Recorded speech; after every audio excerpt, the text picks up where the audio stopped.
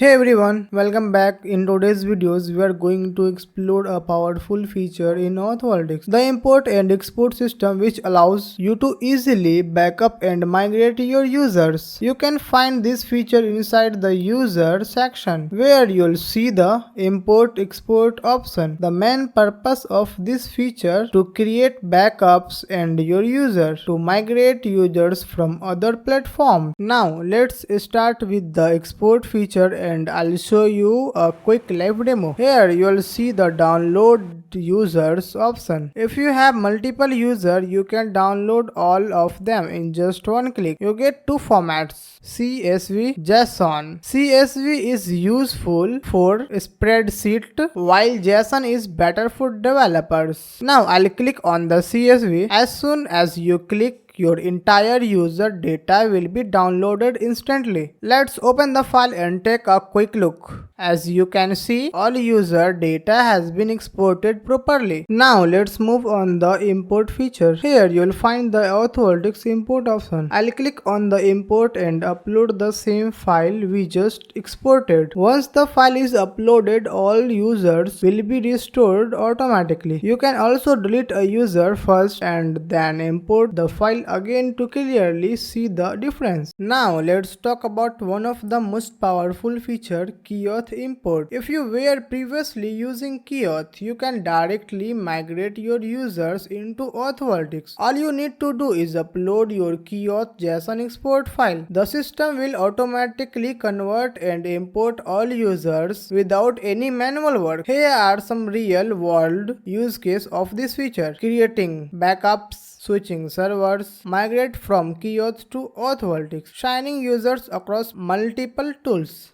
And that's it for the AuthVaultix import export feature. Simple, fast and powerful. If you found this video helpful, make sure to like, subscribe and feel free to ask any question in the comments.